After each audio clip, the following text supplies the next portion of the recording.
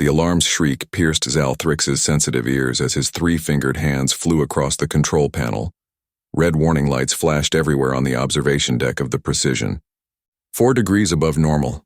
This can't be happening, he muttered, his scaled skin already showing signs of stress darkening. The environmental system refused to cooperate, no matter how frantically he adjusted the settings. Lead researcher, Tavorn called from the adjacent station. These readings from Earth, they're incredible. The humans, they... Not now! Zalthrix snapped, his tail lashing in agitation. We need to fix our own problems first. The main screen crackled to life, revealing Counselor Varel's stern face. Lead researcher, explain these failures. Our colony on Aurelia Prime reports similar malfunctions. Working on it, Counselor, Zalthrix said, trying to keep his voice steady. These temperature variations shouldn't be possible with our safeguards. But sir, Tavorn cut in, the Earth data shows humans walking on Europa's surface at negative 160 degrees. Zalthrix hissed in dismissal. Impossible. The scanners must be broken.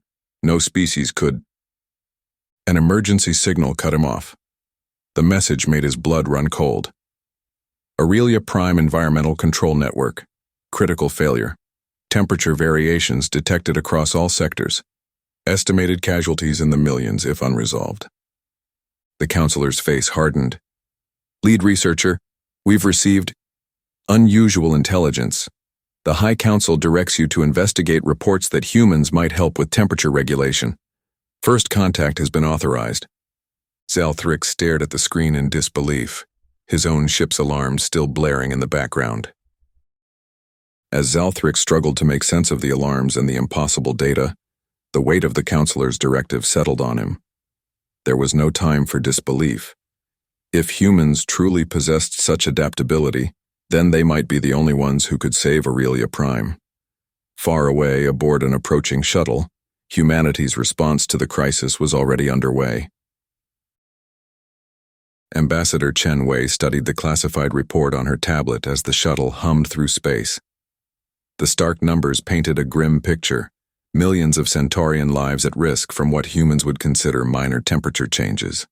The data scrolled endlessly, each new page revealing more devastating projections. Their comfort zone is remarkably narrow, Commander Aaron Delgado said, leaning over to look at the data. His weathered face creased with concern.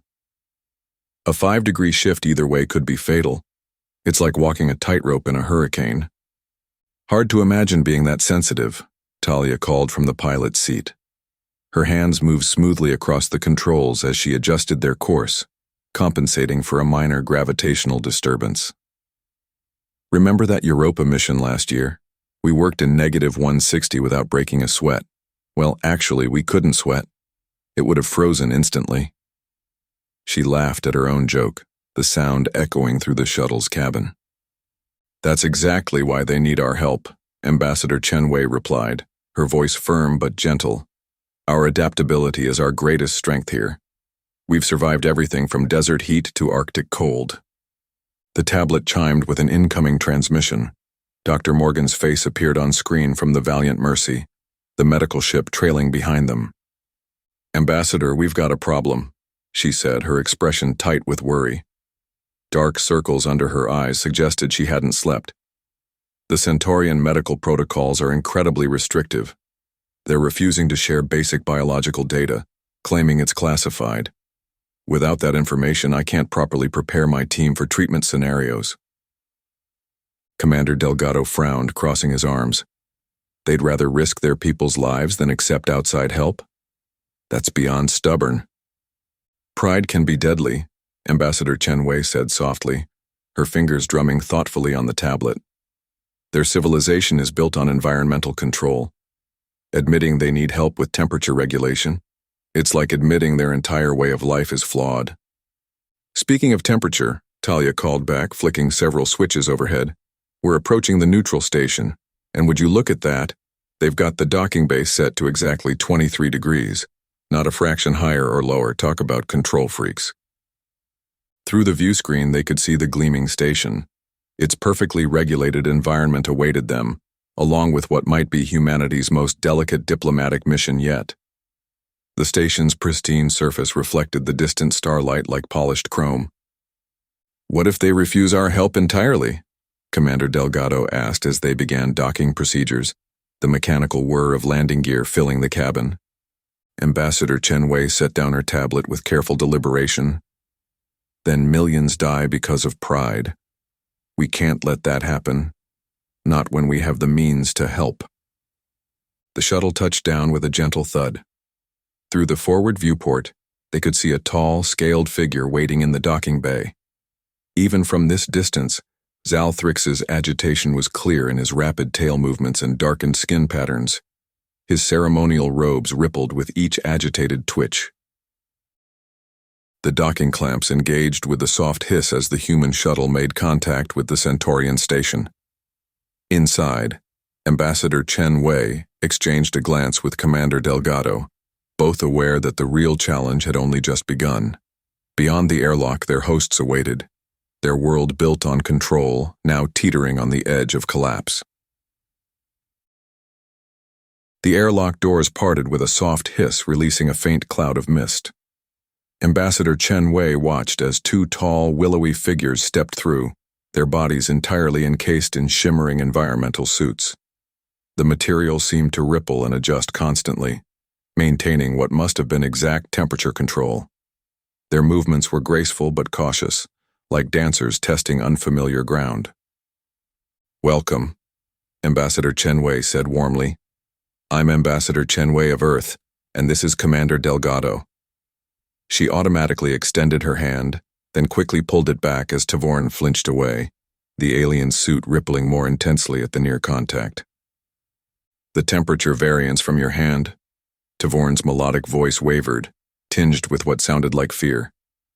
"Even that small contact could be uncomfortable, perhaps devastating." "My apologies," the ambassador said, folding her hands carefully in front of her. "We have much to learn about each other. These first steps are always the trickiest." Zalthrix moved forward, his height making him tower over the humans like a parent over children. "Your presence is appreciated, though unprecedented. We must move quickly. Our colony's situation grows dire. Every moment risks more lives." Commander Delgado activated a holographic display, bathing the room in a soft blue glow. "We've developed preliminary relief protocols. Our ships can deploy emergency environmental stabilizers within hours of reaching Aurelia Prime. We've done similar work on Mars." "Planetside?" Zalthrix's voice rose sharply, his suit flickering with agitation. "During an environmental failure, the risk is unacceptable. The temperature swings alone would kill any recovery team." "Actually," a new voice chimed in, "that's exactly where we need to be." Dr. Lakshmi Patel strode into the room, her dark eyes bright with purpose, carrying a tablet filled with diagrams. "I'm Dr. Patel, environmental engineering specialist. What you need isn't just emergency stabilization. You need layered adaptation systems. We've brought the blueprints." "Layered adaptation?"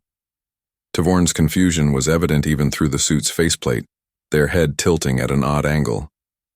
Dr. Patel nodded enthusiastically, pulling up a detailed schematic. "Think of it like backup systems, but for temperature control. Humans use multiple approaches: buildings, clothing, personal devices. If one fails, the others compensate. It's like wearing both a coat and a sweater on a cold day." "Impossible," Zalthrix stated flatly, crossing his arms. "Such imprecision would be fatal. Our biology demands absolute control." "Yet here we stand," Dr. Patel replied gently, gesturing to herself and her colleagues. "Humans thrive in temperatures from -50 to +50 degrees Celsius. We've learned to adapt, to create solutions that work together, like an orchestra instead of a single instrument." The Centaurian's shocked silence was interrupted by a shimmer in the air as a hologram materialized, a stern-faced Centaurian whose presence made both Zalthrix and Tavorn straighten like soldiers at attention. "Counselor Varel," Zalthrix acknowledged, bowing slightly.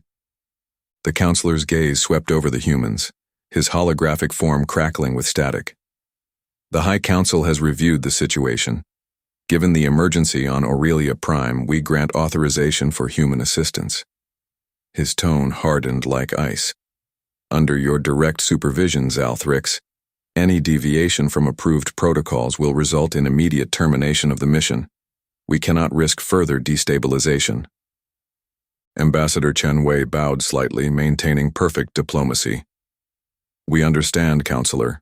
We're here to help, nothing more. Your people's safety is our primary concern. Then we proceed, Zalthrix said, gesturing toward the docking bay where their ship waited, its hull gleaming under the station's lights. The tension in the room was thick enough to touch as both species moved forward, stepping into an uncertain collaboration that could either save or doom an entire colony. As the negotiations concluded, both species found themselves bound by necessity. The weight of urgency pressed upon them as they moved to board the shuttle bound for Aurelia Prime. The humans had come to offer help, but whether the Centaurians could truly accept it remained to be seen. Below, the planet's failing environmental systems continued their slow descent into catastrophe. The shuttle broke through Aurelia Prime's pearl-white clouds, revealing a sprawling metropolis below. Commander Delgado pressed his face to the viewport, taking in the gleaming spires that stretched toward the sky like crystal fingers reaching for the stars. But something was wrong. Sections of the city blinked in and out of darkness, like a faulty light display in an old Earth shopping mall. Those are the environmental control failures, Zalthrix said, his voice tight with worry. Each blackout represents thousands at risk. My people, they cannot survive these fluctuations for long. Talyaru gripped the shuttle controls, her eyes scanning the landing pad ahead. Half the guidance lights were dead, and warning signals flashed erratically in angry red bursts. The wind buffeted the craft, making the entire frame shudder. This dock isn't stable, Tavorn protested, gripping his seat until his knuckles turned white. We must wait for... No time, Talia said, her hands dancing across the controls like a pianist in concert. The shuttle banked sharply, compensating for unpredictable wind patterns that would have grounded most pilots. Hold tight, folks. This might get bumpy. She brought them down with a gentle bump despite the challenging conditions, smooth as landing on butter. Zalthrix stared at her in disbelief, mandibles twitching with barely contained amazement. Dr. Patel was first out the door, diagnostic equipment already humming in her hands like angry bees. She circled the nearest temperature control node, frowning at the readings that scrolled across her handheld screen. The air around them felt thick and heavy, like a summer day in Mumbai. This isn't good, she muttered, shaking her head. The whole system is built on perfect stability. No redundancy, no flexibility, like a house of cards waiting to fall. She looked up at Zalthrix, her eyes full of concern. One small failure cascades through the entire grid like dominoes knocking each other down. The Centaurian scientist shifted uncomfortably as another temperature warning flashed across his suit's display in angry orange numbers. 3 degrees above normal now. How can you all stand this constant chaos? Commander Delgado, who had stripped off his jacket in the warmth and rolled up his sleeves, shrugged. Honestly, we barely notice it. This feels like a nice spring day back home. The human team worked quickly, setting up their mobile command center with practiced efficiency. They unpacked equipment that whirred and adjusted itself to the changing conditions, making Tavorn step back in alarm like a startled cat. Your machines, they're changing their own settings? He asked, mandibles clicking rapidly in distress, without oversight.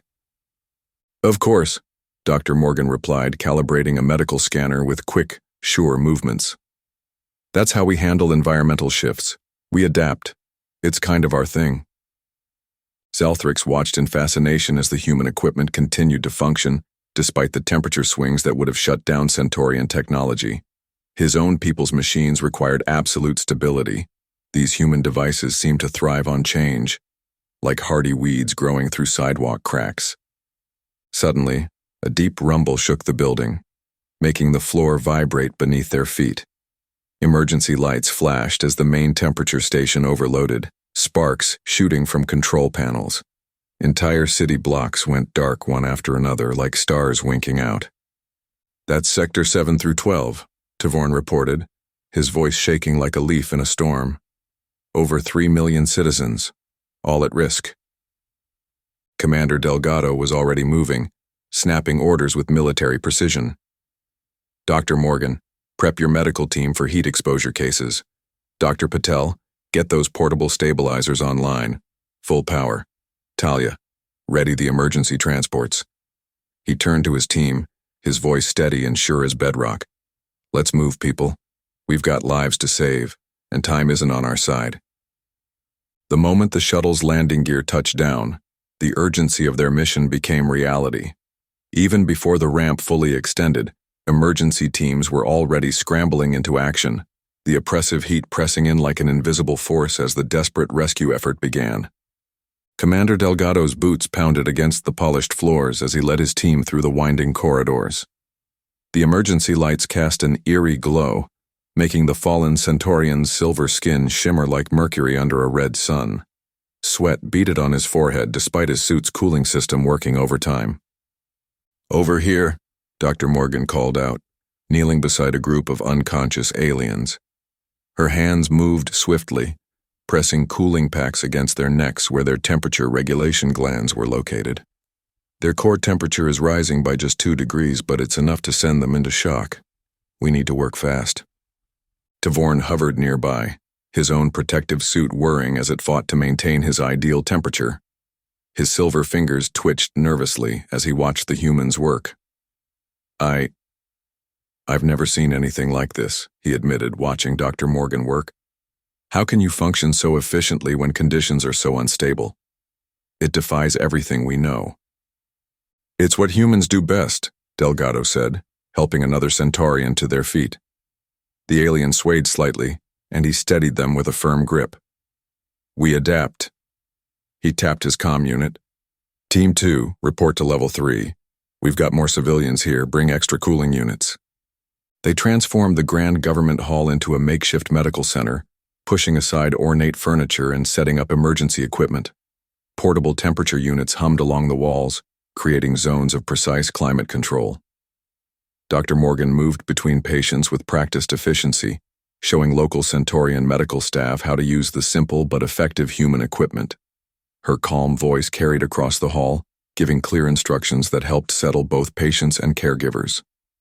"These devices," Tavorn said, studying a basic cooling unit with wide, silvery eyes. "They adjust automatically."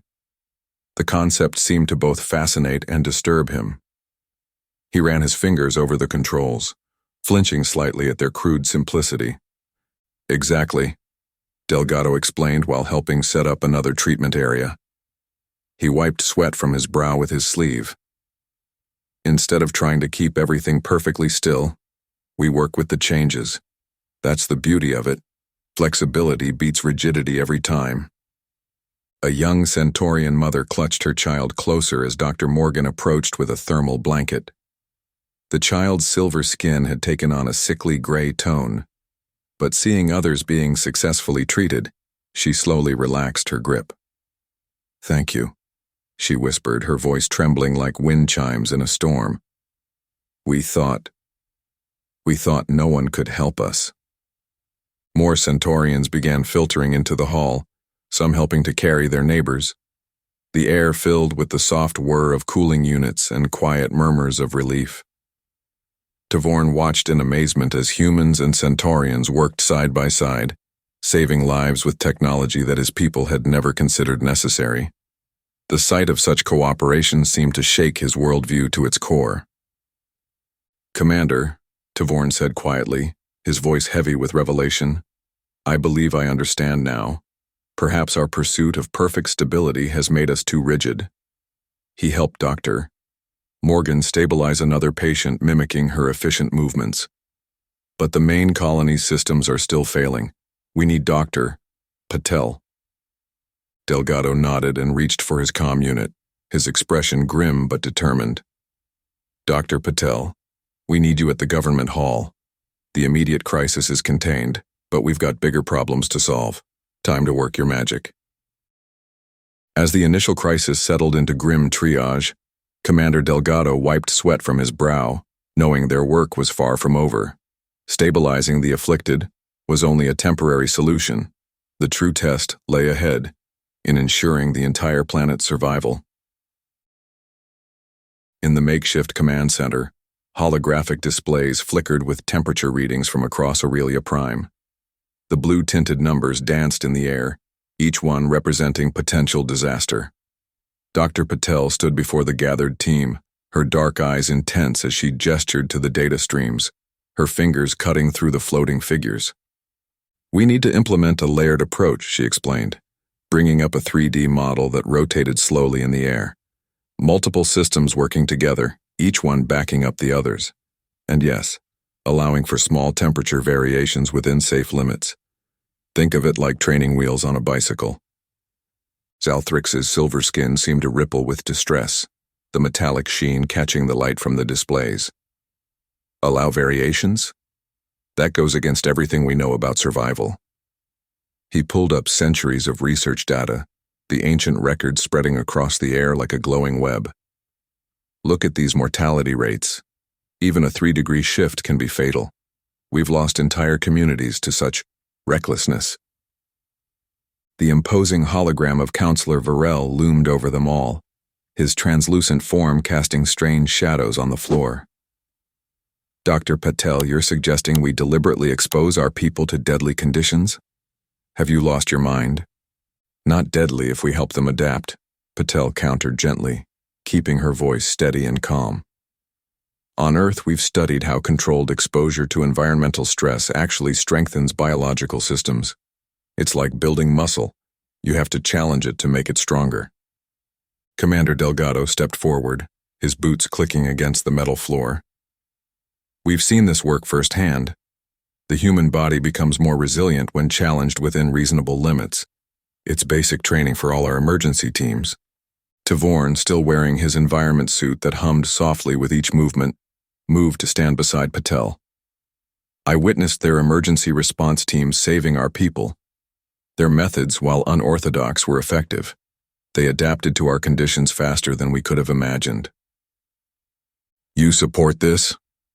Varel's hologram flickered with apparent agitation, his form briefly dissolving into static. "These primitive adaptation techniques would make us appear weak before the Confederation.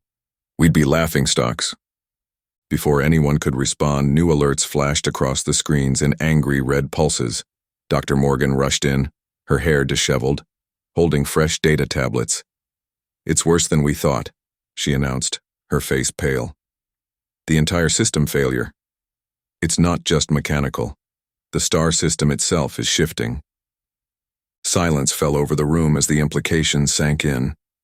Zalthrix's hands trembled as he reviewed the astronomical data, his silver fingers leaving trails in the holographic display. "Counselor," Patel spoke softly but firmly, her words cutting through the heavy silence. "This isn't about pride anymore. Without adaptation capabilities, your people won't survive long-term system-wide changes. We need to act now." Varel's hologram remained silent for a long moment, his transparent form seeming to age before their eyes. Finally, the counselor's shoulders dropped slightly. "Proceed with a pilot program for the adaptive modules, but..." The hologram's eyes narrowed to slits. "Under strict supervision." "Of course," Patel agreed, already pulling up blueprint schematics with practiced efficiency. She gestured to Zalthrix, offering an encouraging smile. "Shall we begin? We have a lot of work ahead of us." As the first adaptive systems flickered online, an uneasy hope settled over the team. Zalthrix watched the displays, his mind racing with new possibilities. Perhaps for the first time, their rigid control wasn't the only answer. Perhaps there was another way. Dr. Patel wiped sweat from her forehead as she adjusted the control panel of the new adaptive climate system. The test sector's streets gleamed under the binary stars, their double shadows creating intricate patterns on the metallic surfaces, while Tavorn hovered nearby, his eyes fixed on the readouts, mandibles twitching with each new data point. Temperature variance holding at 1.2 degrees, Tavorn announced, his voice carrying an unusual note of excitement. The backup systems are responding exactly as designed. Even the secondary cooling arrays are maintaining optimal efficiency. Excellent, Lakshmi smiled, watching the holographic displays show green across all indicators. The layered approach is working better than expected. Those nested feedback loops are proving their worth. Colonel Ingrid Dahl strode into the control room, her boots clicking against the metal floor, the sound echoing off the curved walls. Dr. Patel, impressive work, but have you considered the genetic enhancement options? We have teams ready to begin trials. They're chomping at the bit to start. Lakshmi frowned, turning to face the colonel, her jaw set firmly. With respect, altering their basic biology seems premature. We don't fully understand the long-term effects.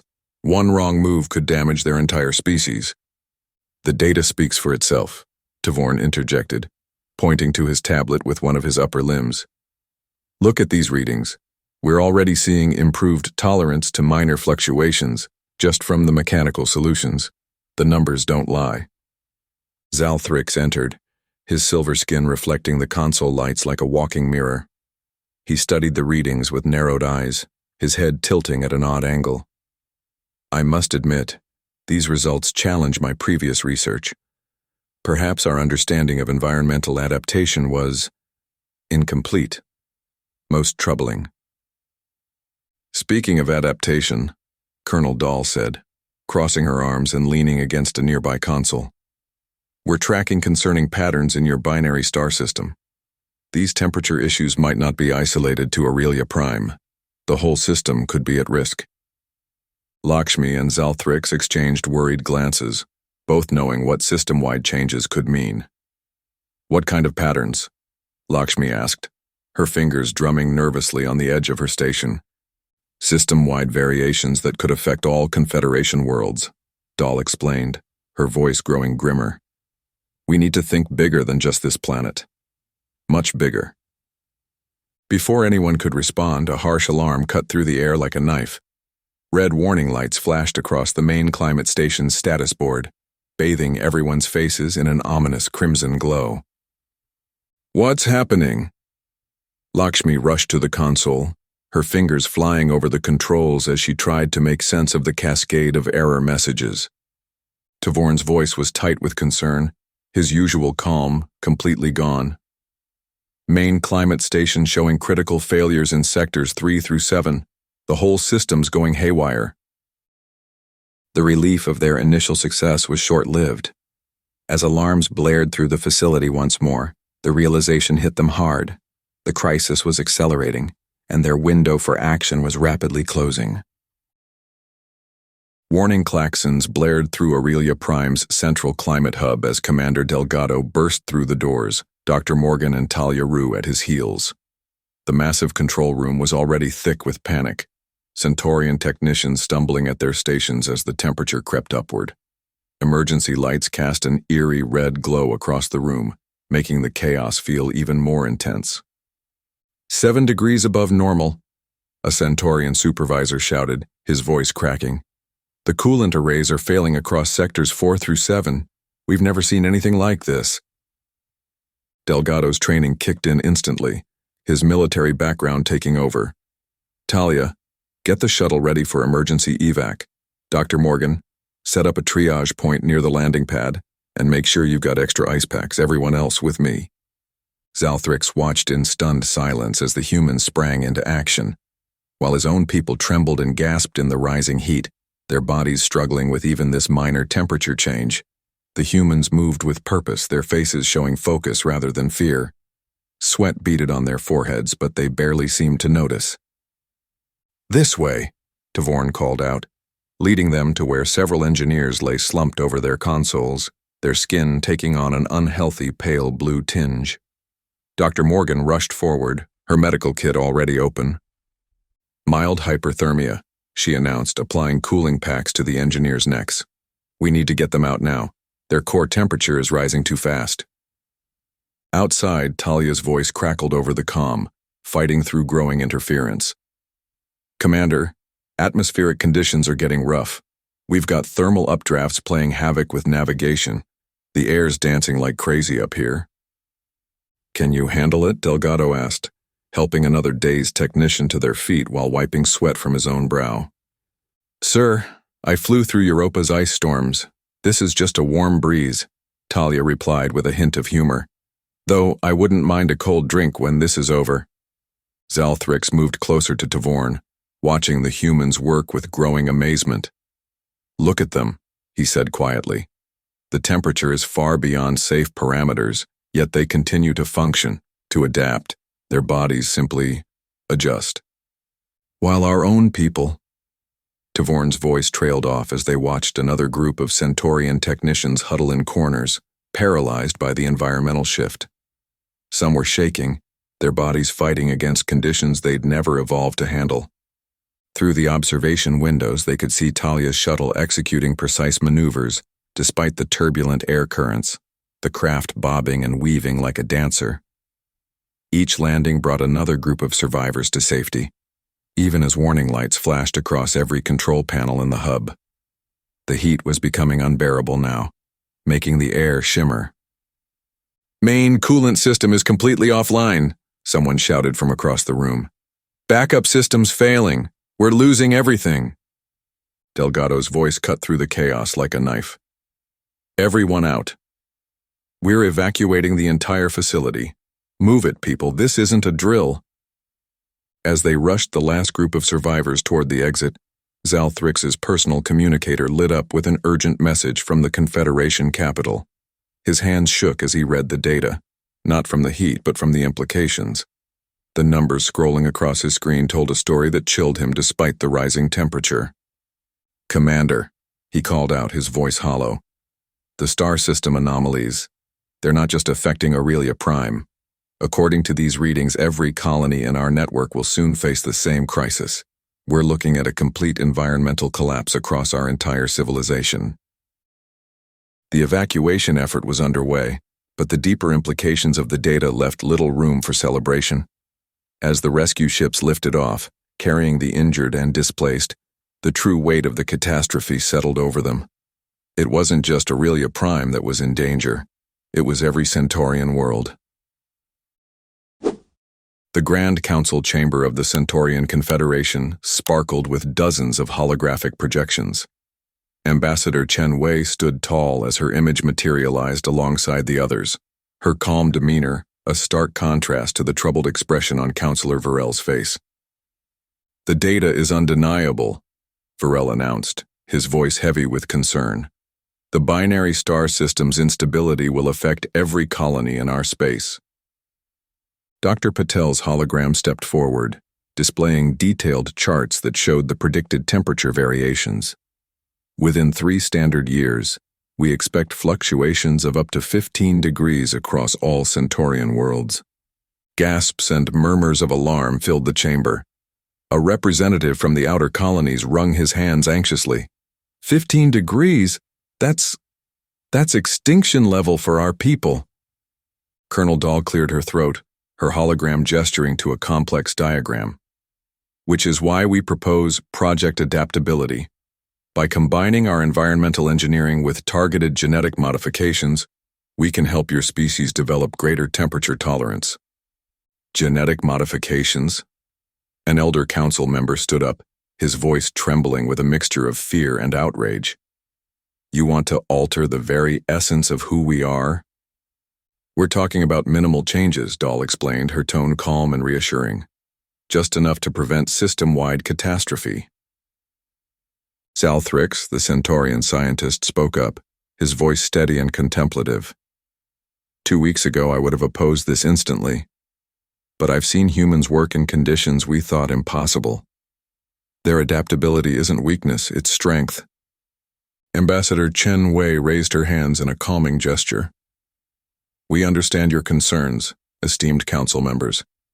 Our goal isn't to change who you are, but to preserve your civilization. The modifications would be entirely voluntary.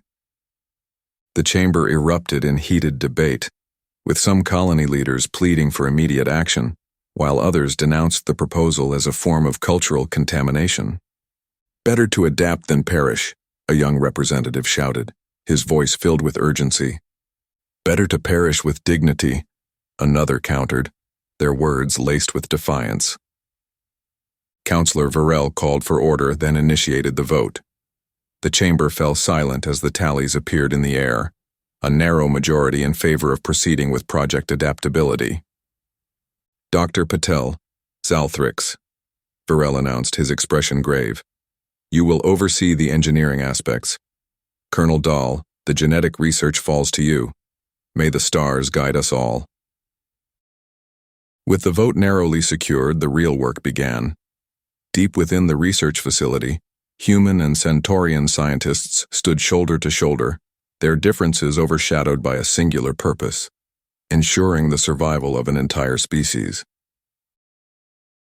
In Aurelia Prime's converted research facility, Colonel Dahl stood before a holographic display showing strands of Centaurian DNA, the complex patterns casting blue-white shadows across his determined face.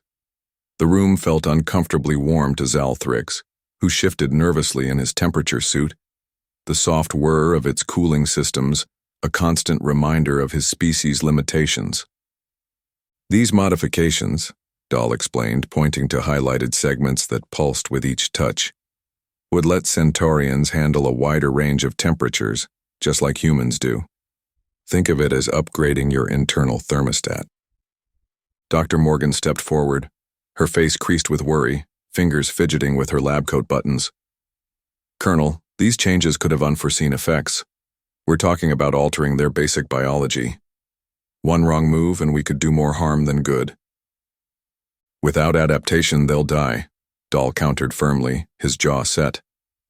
"The star system's instability isn't going away. Their sun isn't going to suddenly start behaving itself."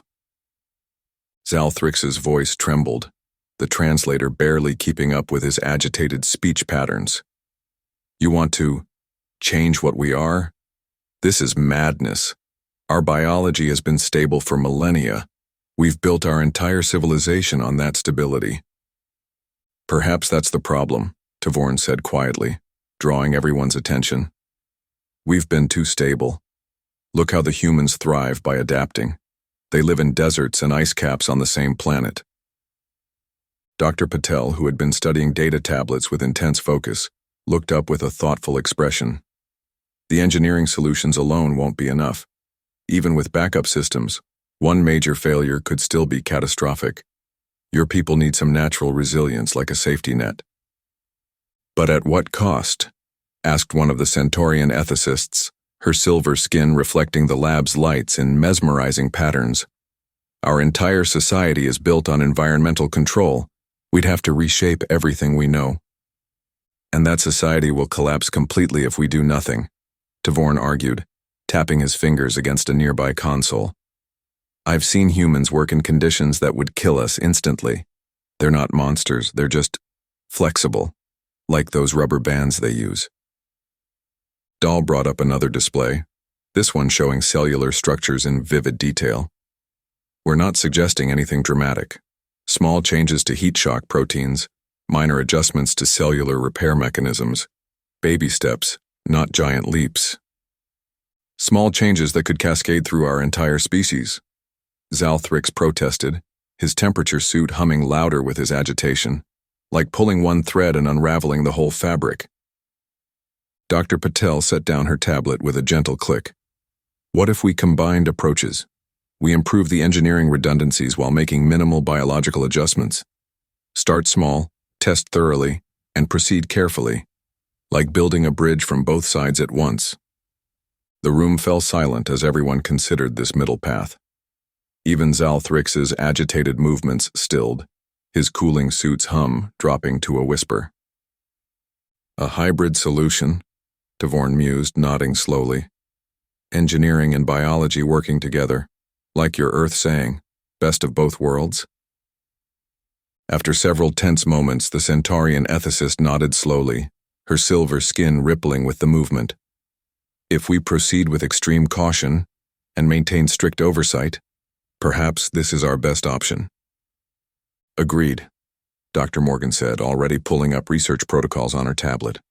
We'll establish rigorous testing protocols for both the engineering and biological components. Safety first, speed second. Then we have our path forward, Dahl concluded, switching off the holographic display. A careful balance of both approaches. Now let's get to work. In the sterile confines of the testing chamber, Tavorn steadied himself, knowing that what he was about to endure could change the fate of his people forever. As the first temperature adjustment began, all eyes were on him, waiting to see if survival was truly possible. Inside the gleaming test dome, Tavorn stood nervously as Dr. Morgan adjusted his medical monitors. The temperature readout showed normal Centaurian levels, but everyone knew that wouldn't last. "Are you ready?" Dr. Patel asked gently. "Remember, we can stop anytime you want." Tavorn's skin rippled with anxiety, but he nodded. "I volunteer for my people. Begin the trial." Dr. Morgan watched her screens carefully as the temperature began to rise. "+2 degrees now," she announced. Tavorn's breathing quickened. Under normal circumstances, such a change would send him into shock. But the gene therapy seemed to be working. He was uncomfortable, but stable. Outside the dome's thick walls, Zalthrix scribbled frantically on his datapad. "Remarkable," he muttered. "His vital signs are holding steady." The temperature continued climbing. At 5 degrees above normal, Tavorn's skin had turned a pale shade of blue, but he remained standing. I can handle this," he said between deep breaths. 7 degrees, Dr. Morgan called out. "Tavorn, your body temperature is elevated but within safe parameters. The therapy is working." Through the dome's walls came the sound of angry shouting. A crowd had gathered outside the facility, waving signs with messages like, "Stop human interference," and "Preserve our pure biology." Colonel Dahl frowned at the protesters. "They don't understand we're trying to save lives." "Our species has maintained perfect temperature control for millennia," Zalthrix said quietly, still taking notes. "But watching Tavorn right now, perhaps we were wrong about our limitations." Dr. Patel monitored the environmental controls. "Holding at 7 degrees. Tavorn, how do you feel?" "Strange," he admitted. "Warm. But I'm functioning. I never thought this possible." The shouting outside grew louder. Someone was giving a speech about the sanctity of Centaurian biology and the dangers of human meddling. Several protesters had linked arms, blocking the facility entrance. "Counselor Varel is a traitor," came a cry from the crowd. "She's letting aliens remake our species." But inside the dome, Tavorn stood tall despite his discomfort, becoming living proof that adaptation was possible. Dr. Morgan's data showed clear evidence that the gene therapy worked. His body was successfully regulating its temperature in ways no unmodified Centaurian could. Zalthrix watched in wonder, his earlier skepticism giving way to cautious hope. He had spent his career believing that environmental stability was the only path to survival. Now, watching Tavorn endure conditions that should have been fatal, he was forced to question everything he thought he knew. "Trial phase complete," Dr. Morgan announced. "All vital signs remain within acceptable ranges. This is a success." Word of Tavorn's successful adaptation spread faster than any official report, but with progress came resistance, and as the Confederation Council gathered in heated debate, the battle for survival became one of politics as much as science. In the grand chamber of the Confederation Council, Counselor Varel stood at the podium, her usually perfect posture showing signs of strain. Hundreds of angry voices filled the air as traditionalist council members demanded answers. "This is an assault on our very nature," shouted Representative Zixtal, his thermal suit glowing with agitation. "We cannot allow humans to remake us in their image." Ambassador Chen Wei watched from the diplomatic gallery, her face calm despite the hostility crackling through the chamber. Next to her, Dr. Patel gripped the railing, concern evident in her eyes. The motion to immediately cease all genetic modifications is now open for debate, announced the chief moderator. Varel raised her hands for quiet. Esteemed colleagues, I understand your fears, but our star system itself is changing. The temperature variations will only grow worse. Then build better machines, someone shouted. We don't need to corrupt our biology. Colonel Dahl stepped forward with data tablets. With respect, even our most advanced engineering cannot guarantee stability forever. The stellar readings ... Enough human propaganda, interrupted another council member. Ambassador Chen Wei slipped quietly from her seat, moving through the back corridors where several undecided representatives gathered in small groups. She approached them with gentle determination. Your concerns are valid, she said softly to one cluster. But consider the cost of inaction. We've seen the projections. Within decades, the temperature swings could affect every Centaurian world. In the main chambers, Althrix surprised everyone by requesting to speak. He moved to the center platform, his normally precise movements showing unusual emotion. I was wrong, he declared, silencing the chamber. I once believed, as many of you do, that adaptation meant weakness. But I have witnessed Tavorn's trial myself. The changes were minimal, yet they allowed him to survive conditions that would have killed any of us. He paused, looking around the room. We must evolve, or we will perish. The choice is that simple. Murmurs rippled through the assembly. The vote was called, and tension filled the air as representatives entered their decisions. The final tally appeared on the massive display. Motion to halt project adaptability. Failed by 3 votes. Relief washed over Dr. Patel's face as she exchanged glances with Colonel Dahl. The project would continue, though they all knew the scrutiny would be intense. Even as the vote was cast, a more dire truth emerged. Zalthrix's fingers tightened around the data tablet, his throat dry. The numbers didn't lie. The environmental crisis wasn't slowing. It was accelerating. Zalthrix's hands trembled as he studied the data streaming across his screen. The numbers couldn't be right, but they were. Dr. Patel, he called out, his voice cracking. The stellar readings. Lakshmi rushed over, her eyes widening at the display. 12 degrees? That's ... She trailed off, knowing what it meant for the Centaurians.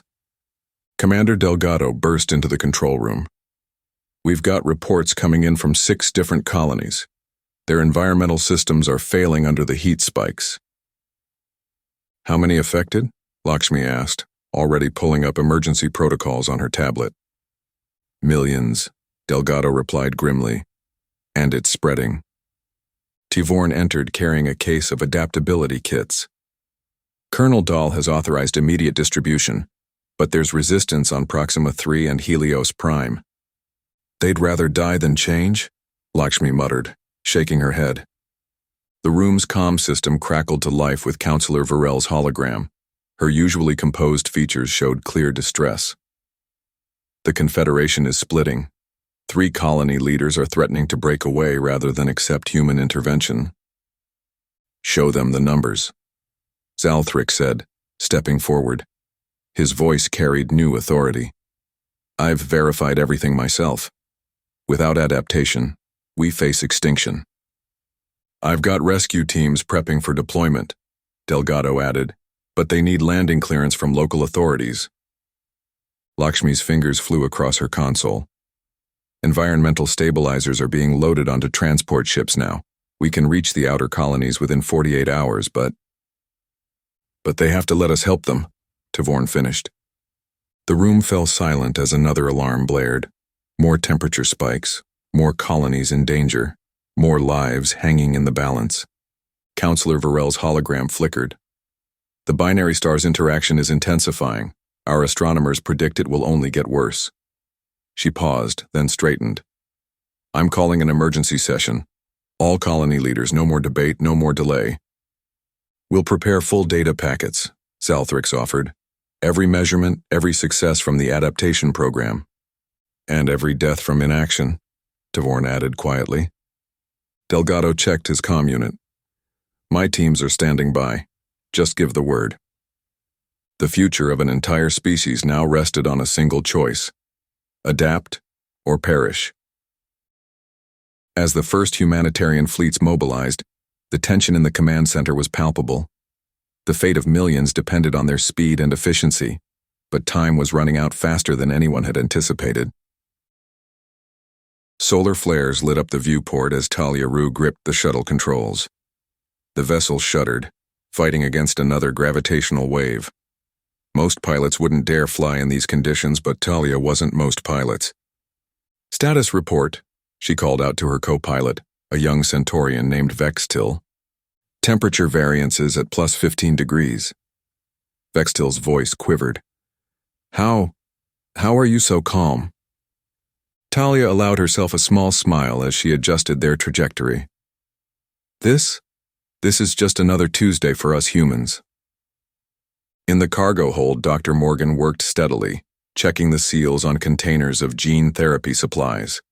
Her hands moved with practiced efficiency despite the turbulence.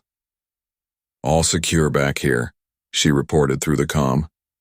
The shuttle broke through the upper atmosphere of Colony 7, where fires from damaged environmental systems painted the sky orange. Below, teams of humans and Centaurians worked together, their different colored environment suits creating a patchwork pattern across the landscape. "Landing pad 3 is compromised," Vextil announced. "Temperature fluctuations have warped the surface." "Then we make our own landing pad," Talia replied, spotting a clear stretch of ground. She brought the shuttle down with practiced ease, making the impossible look routine. As they unloaded supplies, an explosion rocked a nearby distribution center. Angry shouts filled the air as a group of Centaurian protesters scattered, leaving destruction in their wake. "They're afraid," Dr. Morgan said softly, watching security teams chase down the saboteurs. "Change is hard, especially when it comes to survival." Talia helped organize a response team directing both humans and Centaurians to salvage what they could from the damaged center. Working side by side, they managed to save most of the critical supplies. "You know," a Centaurian medic said as they cleared debris, "I used to think humans were reckless. Now I see it's not recklessness, it's adaptability." Ambassador Chen Wei's hologram flickered to life in the command center. "How are things holding up?" "We're making progress, Doctor," Morgan reported, checking her medical readings. "The modified gene therapy is showing promising results. Patients are tolerating temperature swings of up to 8 degrees now." Colonel Dahl's voice crackled through the communication. "Keep pushing forward. We've got similar reports from other colonies." As the day wore on, more shuttles arrived, each pilot following Talia's example of daring landings. Human and Centaurian crews worked in seamless coordination, sharing water packs and swapping stories between rescue missions. "Remember that landing on Colony 4? A human technician laughed. "When the whole pad was basically lava?" "Or the ice storm on 5? A Centaurian added, surprising everyone with their joke. "That was actually quite cool." Talia checked her instruments, preparing for another flight. The star system's fury showed no signs of calming, but neither did humanity's resolve to help. She powered up the engines, ready for another mission through the storm. Despite the chaos on the ground, the political battle continued. In the Grand Assembly Hall, Ambassador Chen Wei braced herself for another round of debate, knowing that words, just as much as actions, would decide the fate of the Centaurian species. The Grand Assembly Hall on Aurelia Prime buzzed with tension. Ambassador Chen Wei stood at the podium, her calm demeanor a stark contrast to the heated atmosphere. "We're not here to change who you are," she said, addressing the packed room of Centaurian officials. "We're here to ensure your survival." A traditionalist elder shot up from his seat. "By turning us into something else? Into temperature-resistant mutations?" "With respect, Doctor," Lakshmi Patel interjected, stepping forward. "The modifications are minimal. We're enhancing what's already there, not replacing it." Colonel Dahl brought up a holographic display. Every step has been documented, every modification tested. We've maintained complete transparency. Murmurs rippled through the crowd. Some nodded in agreement, while others shook their heads in disgust. Zalthrix rose slowly from his seat. The room fell silent. 6 months ago, I believed humans were reckless. Their ability to endure temperature swings seemed impossible, even barbaric. He paused, looking around the room. But I was wrong. Their adaptability isn't chaos, it's strength. I've seen their methods save countless lives during these crises. Traitor! Someone shouted from the back. Ambassador Chen Wei raised her hand. Your culture, your achievements, your identity, none of that changes. But without adaptation, without this program, what future remains for your people? We've already seen success, Dr. Patel added. The combined approach of environmental engineering and careful biological enhancement has... A deafening alarm cut through the hall. Red emergency lights flashed as a message scrolled across the main screen. Urgent. Extreme solar activity detected. Homeworld temperatures rising beyond critical levels. The room erupted into chaos. Even the most vocal critics fell silent, watching the devastating data stream in. The council's deliberations ended in stunned silence as an urgent alert interrupted the proceedings.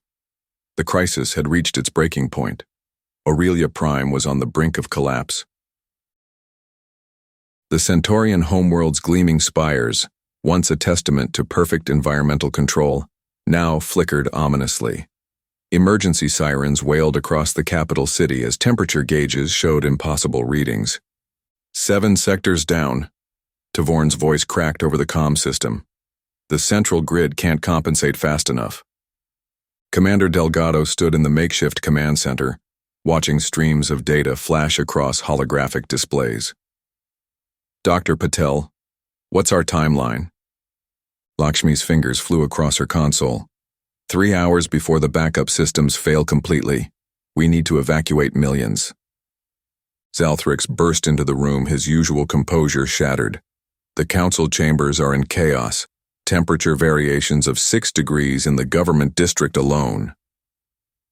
Outside, human ships descended through the atmosphere, carrying emergency climate shelters and medical supplies. The streets filled with panicked Centaurians, many already showing signs of temperature shock. Set up triage stations here and here. Dr. Patel marked locations on the city map. Tavorn, show them how you've adapted. They need to see it's possible. Tavorn moved among his people, demonstrating how he could now function despite the temperature swings. Look at me, he called out to a group of terrified scientists. I'm still Centaurian. I still think and feel as we always have, but now I can survive this. Colonel Dahl coordinated with local medical teams, offering the gene therapy packages. It's your choice, she explained to each group. But we don't have time for multiple treatments. It's now or never. Some Centaurians stepped forward immediately. Others backed away, choosing to rely solely on the emergency shelters. Billions, Counselor Varel whispered, watching the scenes unfold from the command center. Our entire civilization hangs by a thread. The main reactor's warning sirens suddenly quieted. A technician called out, "Temperature stabilizing in the core. The new adaptive systems are holding." Delgado nodded grimly. That gives us time, but not much. Then we use every second, Zalthrix declared, his voice firm. Our people see now. We must adapt or perish. There is no third option. Even as temperatures climbed, the newly adapted Centaurians pressed forward, proving that survival was no longer an uncertainty. It was a reality. Now, their challenge was to extend that resilience to every world still struggling against the coming catastrophe. Talia Rue gripped her shuttle's controls as another solar flare lit up the sky. Behind her, the cargo hold was packed with climate modules and medical supplies. Her squadron of 20 ships followed in tight formation. Radiation levels rising, she reported calmly. All ships, adjust shields to pattern delta. On the ground, Dr. Morgan wiped sweat from her brow as she prepared another batch of gene therapy doses. The line of Centaurians stretched around the medical station, their usual composure cracking under the stress of survival. "It's perfectly safe," she assured a trembling mother and child. Tavorn here was one of our first success stories. Tavorn stepped forward, his presence calming the nervous crowd. "I can now handle temperature changes that would have killed me months ago. We must adapt or perish." In the central command hub, Dr. Patel and Zalthrix monitored the global situation. Red warning indicators flashed across their screens as another wave of temperature fluctuations rolled across the continent. "Northern Hemisphere showing 8-degree variance," Zalthrix announced, his voice steady despite readings that would have terrified him before. "But casualty rates are down 70% in adapted populations." Lakshmi nodded, adjusting power distribution through the new grid. "The engineering upgrades are holding. Your people are stronger than you knew, Zalthrix." A sudden alarm blared through the complex. Commander Delgado's voice cut through the chaos. "Reactor 7 showing critical instability. All teams respond." The reactor complex loomed ahead, its cooling system struggling against the solar storm. But instead of panic, the mixed human-Centaurian response teams moved with practiced efficiency. Recently adapted Centaurian engineers worked alongside their human counterparts, enduring temperature variations that would have been fatal weeks ago. "Rerouting coolant flow," Tavorn called out, his hands steady on the controls despite the heat. "Secondary systems engaging." Delgado coordinated the teams with military precision. "Team 2, reinforce the containment field. Team 3, start emergency venting procedures." The reactor's warning sirens gradually fell silent as the crisis passed. In the aftermath, Zalthrix watched in amazement as Centaurian workers continued their tasks, despite conditions that once would have sent them into shock. Overhead, Talia's voice crackled through the comm. Supply drops completed in sectors 12 through 15, moving to final approach for central distribution. The largest solar flare yet appeared on their long-range sensors, its massive corona promising unprecedented challenges. The entire homeworld fell silent, waiting. As the solar flare's peak passed, an undeniable truth settled over them all. This was no longer about preventing disaster. The disaster had already come. Now it was about forging a future where Centaurians could endure, not in the grip of perfect control, but through the strength of adaptability. The massive solar flare painted Aurelia Prime's sky in violent crimson. Inside the central monitoring station, Zalthrix watched the temperature readings climb past what would have once meant certain death for his people. His hands trembled, but he forced himself to keep watching. 8 degrees above normal, Dr. Patel announced, her voice steady. 9, 10. Commander Delgado's rescue team stood ready, but the emergency shelters remained largely empty. Across the view screens, adapted Centaurians continued their daily routines despite the heat. "Remarkable," Tavorn said, wiping sweat from his brow. "A month ago, this would have killed thousands." The flare's intensity peaked, 11 degrees above normal, 12, but instead of mass casualties, medical stations reported only minor cases of discomfort. Ambassador Chen Wei smiled as she received updates from other colonies. "Similar reports everywhere. The adaptations are working." When the wave finally passed, Councillor Varel's hologram appeared before the assembled team. Her usual stern expression had softened. "The Confederation owes humanity a debt we cannot repay," she declared. "To honor this achievement and prevent future catastrophes, I am announcing the creation of the Galactic Environmental Adaptation Institute." Zalthrix turned to Dr. Patel, his voice thick with emotion. "I was wrong about so much. About humans, about adaptation, about what it means to truly survive. You and Tavorn showed me that change doesn't mean losing ourselves." Colonel Dahl nodded in agreement. "The genetic modifications preserved your core biology. We just gave you more options for survival." "This is more than a scientific victory," Ambassador Chen Wei said, watching Centaurians and humans embrace in celebration. "This is the beginning of a true partnership between our peoples."